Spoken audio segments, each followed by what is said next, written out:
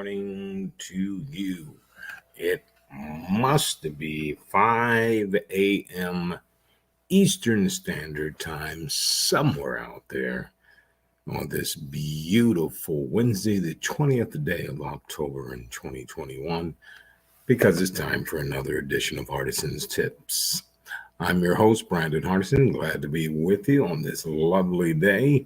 We are in the second half of our selling month, so we should be eclipsing or should be at least reaching our bonus levels. Hope you're doing that. So let's get to it. It's kind of chilly around the United States for many of us, but let's get going. We told you that I received something from somebody who wanted to get into sales. So we're taking it in stages this week for anybody new. Might be you that think that sales may be an opportunity. But I would say for every organization, sales is the engine that drives the business. So you are a force. You are really in partnership with the organization because without you doing what you do, it's hard to make the bottom line. So, continuing on from previous video, the importance of following up with people. If there's something all sales experts agree on, it's the importance of the follow-up stage. It doesn't matter if you have the best product in the market and your meetings go flawlessly. If you don't reconnect with the prospect afterwards, the opportunity for a sale can slip right through your fingers. In fact, 80% of sales require at least 5 follow-up calls. There are follow-up emails that are great to stay connected with your customer after your initial interaction.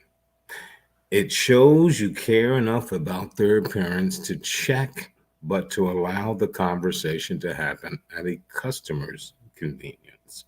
Follow-up emails can be characterized in a few different ways. Some great follow-up emails that pros use. They're looking to connect, cold calls, follow up. Pleasure chatting with you earlier today, right after a meeting for a follow up. Writing to follow up on the last conversation. What are the next steps moving forward? Should I stay? Should I go? Break up emails.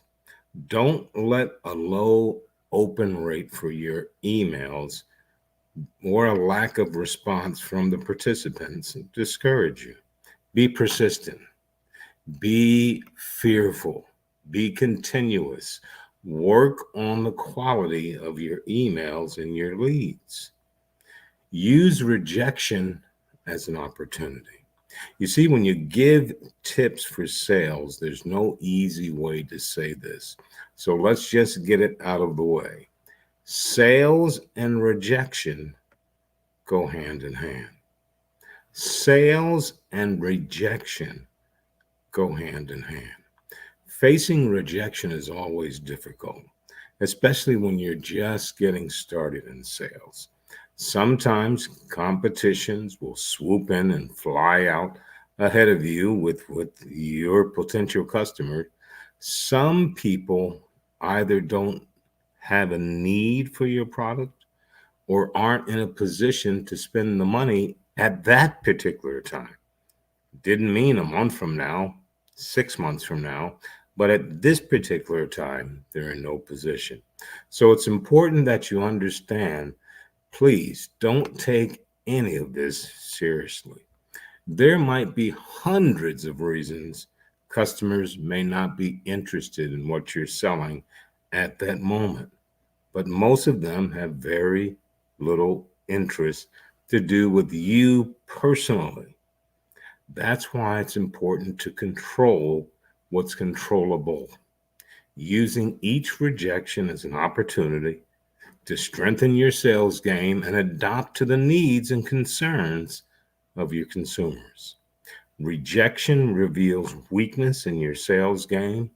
That's the good news. With the right tweaks and how you present it, you can turn those weaknesses into strengths.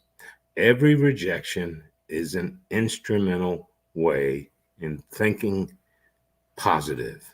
We used to call it thicken the skin. Be resolved. True characters that are out there are the top salespeople. They know that rejection is part of what we do, no matter what product or service that you're selling. Once again, Brandon Hardison, President of Champion Strategies, with a little Hardison's tip on this beautiful Wednesday, the 20th day of October. And as always, in parting, you go out and you make it a champion day.